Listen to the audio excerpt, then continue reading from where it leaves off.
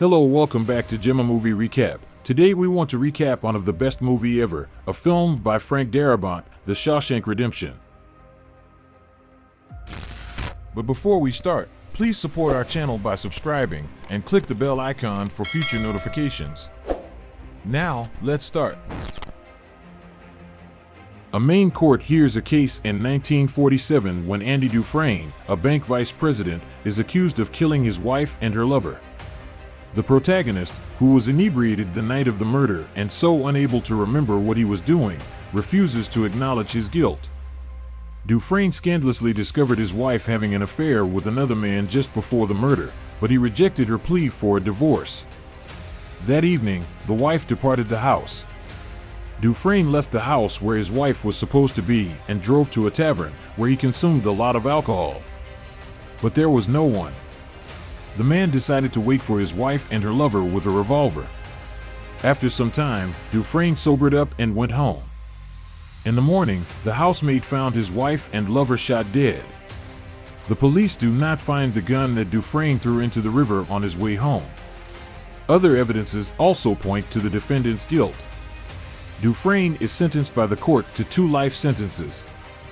He is sent to Shawshank, one of the darkest prisons in New England, where cruelty and lawlessness are rampant. The warden, Samuel Norton, demonstrates outward religiosity.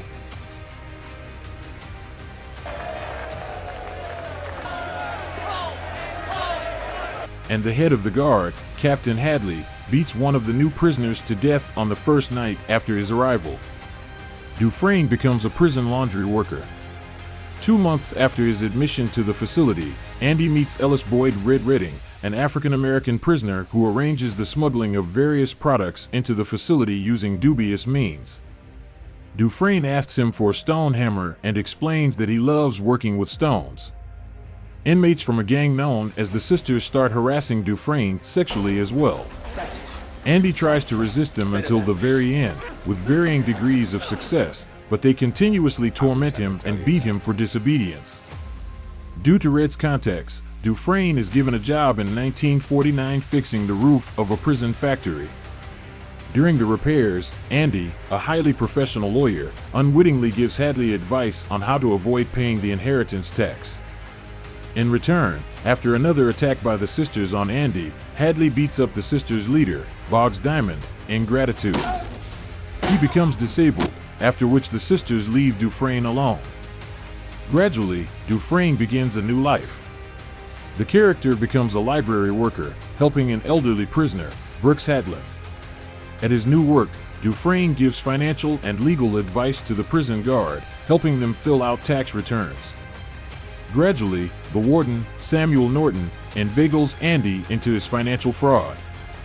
Dufresne draws up a set of documents and creates a fake identity named Randall Stevens, who never really existed, crediting Norton's laundered money to accounts opened in that name.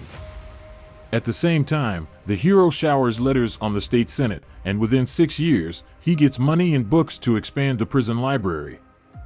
In another 4 years, the library received annual funding and became a model library. The warden profited from the occasion and told the media about the shipshape order in prison. Norton also developed the Inside and Outside program, which engaged prisoners to work outside the jail walls. Every newspaper paragraphed about this prison education program. Meanwhile, Old Brooks is released on parole, which he is not happy about after 50 years in jail. The man has stopped perceiving himself outside the walls and has become a prison man. Brooks began working as a packer in a store after settling into a modest motel room, but it got harder for him every day. He had earlier etched the words "Brooks was here" on the ceiling before hanging himself in the space one day when he could no longer take it. This information is revealed in Brooks' suicide letter to the prisoners who knew him. The jail library is given to Brooks by Andy. Norton has been carrying out numerous nefarious acts with the aid of the program he created for 19 years, depositing enormous sums of money into his bank accounts while demonstrating to the media how well the educational process in prison is going with Andy's assistance and the essentially free power of prisoners. At the same time, Dufresne helps other inmates get an education. He personally conducts classes with a young thief, Tommy Williams, teaches him to read and prepares the guy for the GED tests. Williams successfully passes the exam. After learning about Andy's story, Tommy recalls that when he was serving a 3-year sentence in another prison, his former cellmate, the psychopath Elmo Blatch, told him how he killed a golf club owner and his mistress, and her banker husband was imprisoned for the murder. Andy realizes this murder is the same one for which he was convicted. The hero tries to persuade Norton to help him review his case, but receives a firm refusal, as Andy is involved in Norton's machinations and is beneficial to him as a free personal financier. The warden sends Andy to solitary confinement for an extremely long period. At the same time, Norton invites Tommy to a nighttime conversation outside the prison, during which Hadley shoots Tommy to death from the tower, supposedly on the run. Dufresne returns from solitary confinement and continues to work for Norton. One evening, in a conversation with Red, he says that he will open a hotel on the Pacific coast in Zihuatanejo, Mexico, after getting out of prison. Andy asks Red to remember the name and tells him about the town of Buxton. A very meaningful place for him is situated near that town. Dufresne tells Red how to find it. Red tells his friends about the conversation with Andy. One of them recalls that Dufresne had recently come to him and asked for a rope.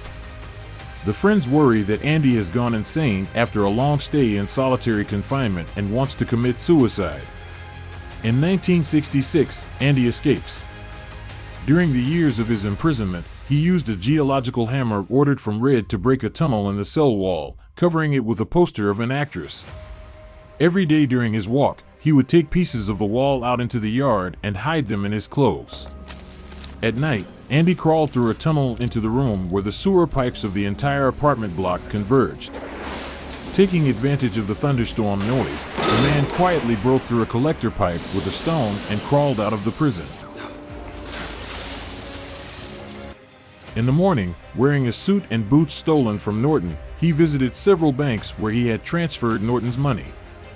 The hero closed the accounts opened in the name of the Mr. Stevens he had created, receiving $370,000, and sent a letter to the newspaper's editorial office with information about corruption in Shawshank Prison.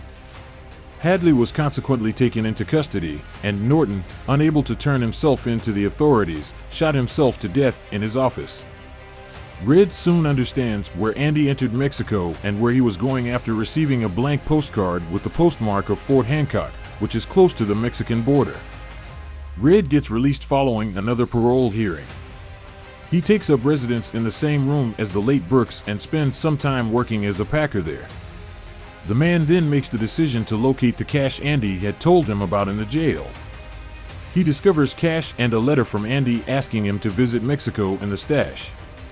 Red crosses the border into Mexico in violation of his parole. He is certain that no one will set up a hunt for an elderly felon who is not seen as threatening.